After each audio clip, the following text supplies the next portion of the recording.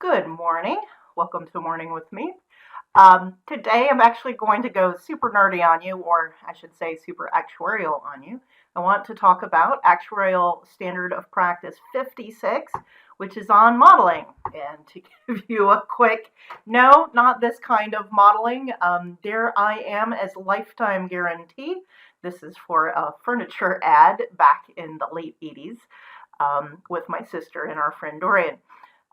In any case, what ASOP 56, and I will be saying ASOP, Actuarial Standard of Practice 56, it's a new, relatively new standard, went into effect October 2020, and this applies to all U.S. practicing actuaries, and that means credentialed or a member of one of the orgs and yada yada.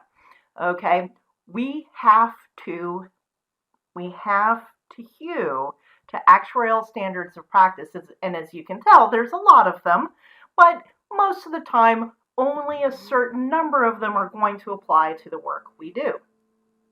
The top three important ASOPs, I would say, are number 23, data quality, one of my favorites, 41, actuarial communication, and now 56, modeling, because there's a lot of things that we do, even doing a simple spreadsheet model, trying to do, say, a triangle of claims and doing completion in a spreadsheet. That's a model. Okay, pretty much everything is models. I wrote an article for the modeling platform, and it does help to be an editor for the newsletter that you want to get published in. It also helped that, well, no, I'm not going to go there. Anyway, so ASOP 56, a lot of other news superseded in 2020. There wasn't a lot of fanfare about this new ASOP. And when you look at the actual details of what's in an actuarial standard of practice, you have to understand this is expected practice, this is required practice. This is not necessarily best practice, and I want to emphasize that. This has been a long-standing dispute in the actuarial world about what actuarial standards should be. You can get in trouble for deviating from these ASOPs. There are disclosure requirements. You will see some of the language, and this comes up most often in actuarial reports where the actuaries are independent consultants, so they are being hired by, a public pension plan to do an actuarial valuation. And you may see some various disclaimers. Now, some of those disclaimers occurred before, and some of them did not require ASOPs for that to start appearing. But you can get in trouble for falling afoul of the ASOPs. You are supposed to be up to date on which ones apply to your work. And now that we have one on modeling, which you would think, since that's basically what actuaries are doing, we are using what I will call risk models and making various valuations or pricing exercises or estimates or forecasts, all sorts of things. Okay, so there's all sorts of things we are doing, and I do want to talk about what's going on and a little bit of why it took so long to make an ASOP in modeling. And some of it had to do with what does this actually cover. When I posted this, people started saying, well, you should also do this and also do this. I'm like, yes, there are best practice, and you should do certain things, but it is not currently required in any case. So the scope of ASOP 56 on actuarial modeling, the standard applies to actuaries in any practice area. So it could be pension, could be property and casualty, could be life, okay? When performing actuarial services with respect to designing, developing, selecting, modifying, or using all types of models. For example, an actuary using a model developed by others in which the actuary is responsible for the model output is subject to this standard. Okay, so this is very comprehensive. There had been an ASOP 38, which had to do with models that are outside of actuarial expertise and for property and casualty. Uh, what you need to know about that is there are some very, how shall I say, specialized, developed uh, catastrophe. And when I say catastrophe, this is like hurricanes, this is like earthquakes, of various models. So some of these models are used for kind of forecast because catastrophes such as hurricane damage and earthquake damage, the property, the amount of insured property is often well beyond the life insurance of the people who die from these, at least in the United States currently. Um, these models are used, so the property casualty catastrophe models are used not only to set prices for property insurance, but also reinsurance. So reinsurance is because any individual insurer is going to absorb only up to a certain amount of loss, and then they will pass on, this excess risk, as it were, onto reinsurers. And then you can also have reinsurance of reinsurers, and I don't want to get into that right now. It's not only reinsurance companies, they also will package these up in what's called insurance-linked securities. You may have heard of cat bonds, and no, this is not the little kitty cat. No, it's catastrophe bonds.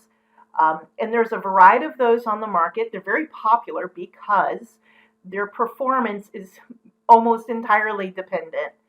There can be other economic variables that affect their value, but they're really dependent on what kind of actual catastrophes actually hit in real life.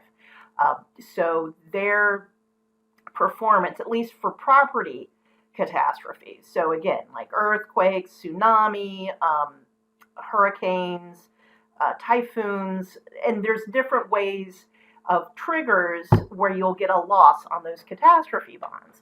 But they have performed pretty well. They tend to be relatively short term, and short term to me is anything under 10 years. Okay, I used that kind of as a laugh line recently in providing testimony for the Government Accounting Standards Board. But I'm on the level. Anything shorter than 10 years to me is short term because the kind of risks I like to think about aren't very acute. They're very slow moving.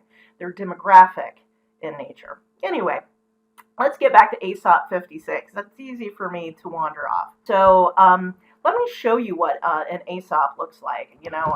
Let's not look at my article. I'll link to my article. Okay. So there's a whole history of the standard. You should read that, but you can get an idea of how long it took to develop this. This is actually relatively fast. I don't mean for an ASOP per se, but kind of all regulatory issues. So they first had an exposure draft in 2013. The final draft didn't actually get into the form we're seeing it now until 2019. So 6 years of back and forth. There's exposure drafts, you get responses from people. There are people on a committee because what you have is you have what are the terms to be used, how should they be defined, what's in the scope. There's all sorts of things that you have to determine.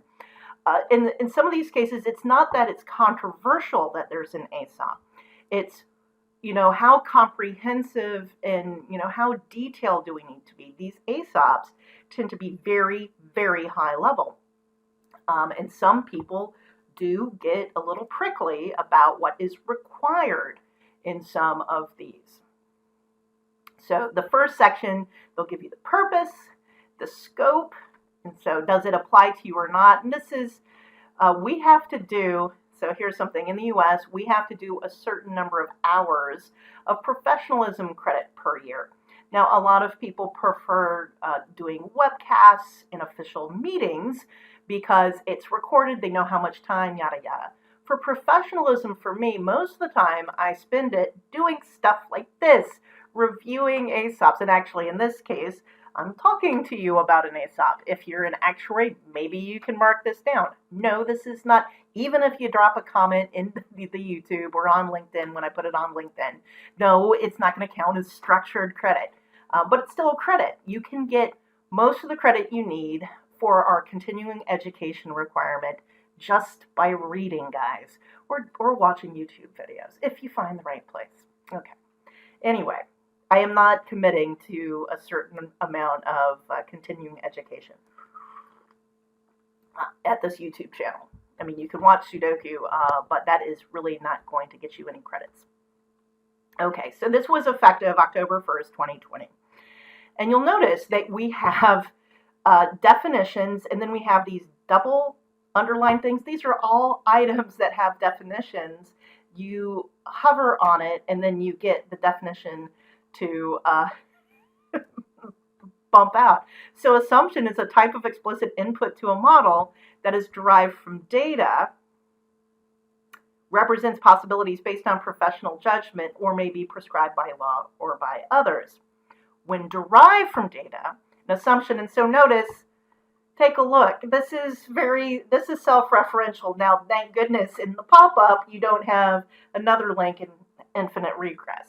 We understand what is going on here. So the issue is, and we've gotten into this with definitions, what is data, what are assumptions, because there's no such thing as data without a model behind it. And what I mean by that, so originally this video was going to be about COVID-related data. I am just not in the mood to do that right now. The issue is, when I say there's a model behind data, you collect the data somehow. There are assumptions. What are you measuring? How are you measuring it? How is it being aggregated? How is it being reported? Very few, even if it's something as simple as a thermometer that is regularly recording what the ambient temperature is, the atmospheric temperature, there may still be a model with regards to how that temperature is affected by the placement of the thermometer. Is the thermometer ever moved? Is there any kind of interference with what's going on outside? Like someone puts a hairdryer to it. You're assuming no one's doing that, right?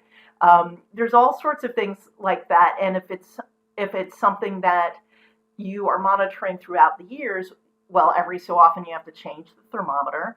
Maybe something about the surrounding environment changes in the placement of the thermometer. Maybe you move the weather station to somewhere else that's nearby, but not exactly the same place. There is no such thing as a platonic ideal of data, essentially. Just something to think about. Assumptions, data's governance and controls. This is the part that I think is really important, and a lot of people don't take seriously when it comes to spreadsheet models.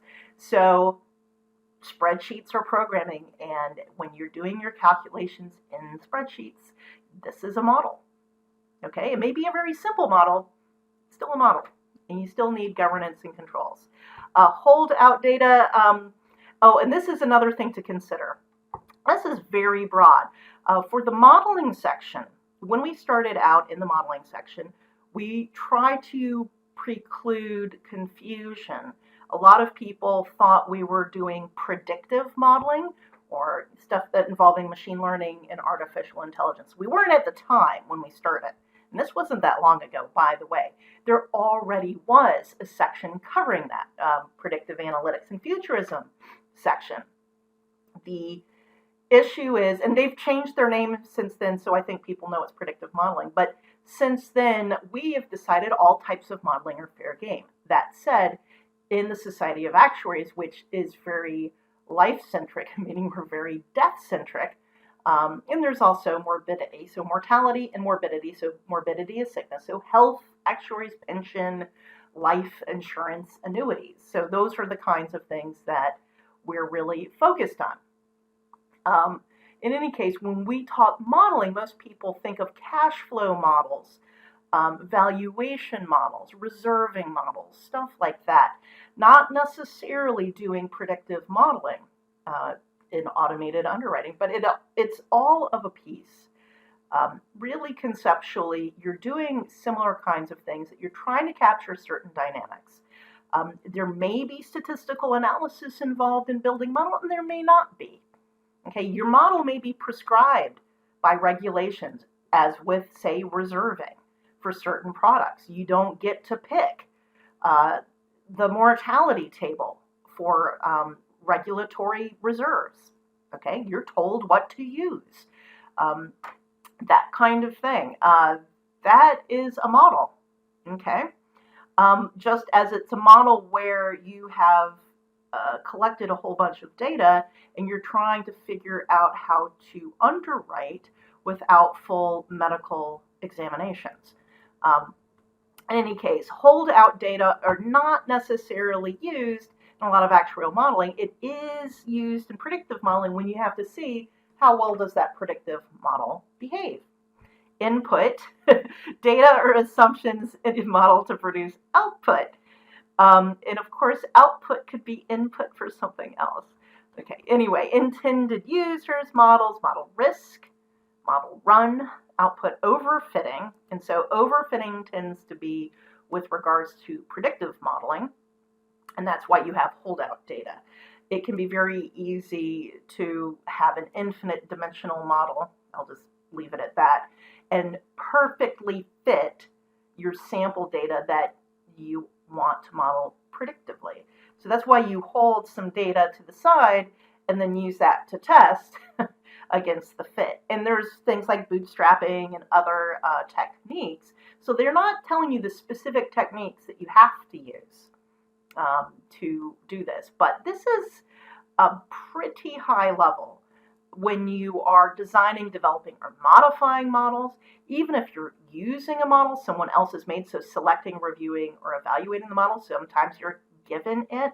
If it's a regulatory model, again, you don't have much of a choice in the matter, but you still need to make sure you are calculating the result properly that is prescribed in that model. It's not like they give you the software and everything. You have to implement it yourself.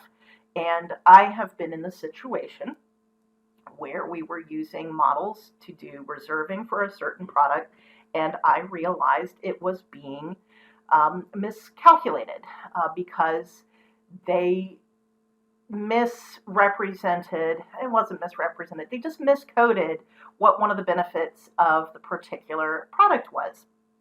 And I realized it was wrong. So I actually had to do what I would call a gap model between what they had valued and what it really should have been. And what I did was I did a stress of, okay, well, how much could the reserves be at variance if they did it correctly? Because I didn't have much time. So this is the great thing in financial reporting. You have to put something down.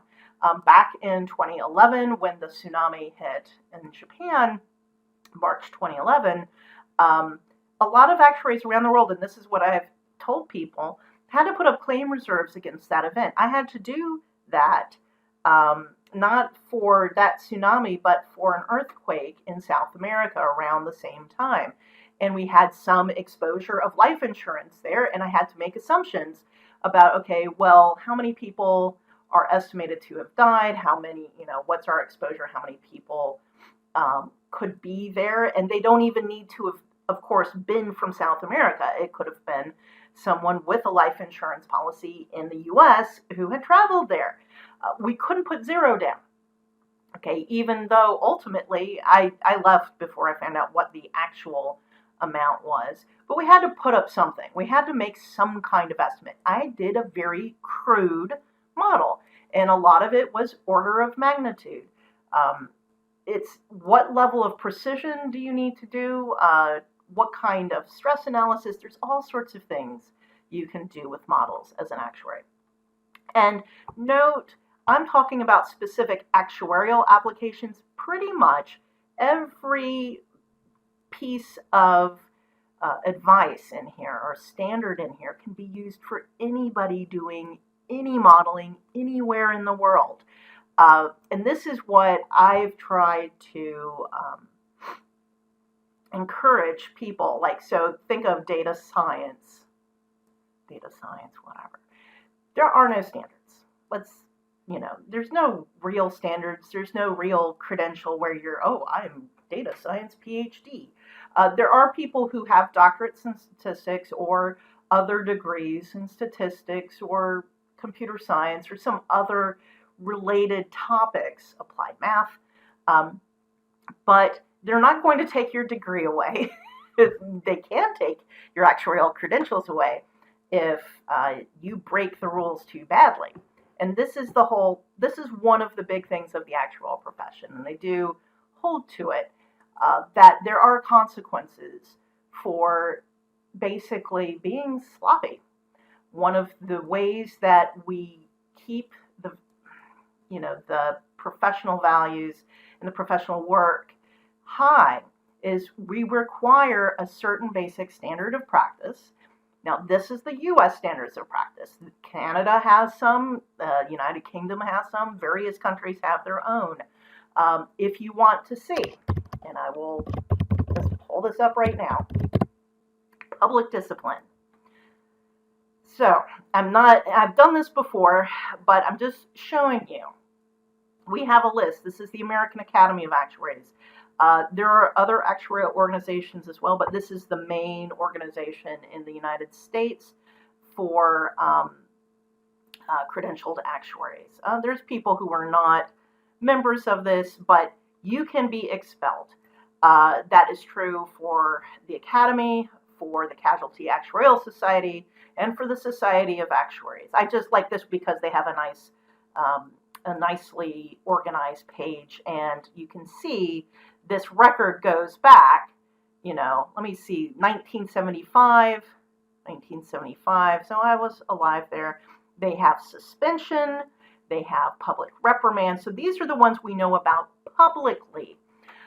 There are people who not only get a public, who get private counseling, okay, that we don't hear about it.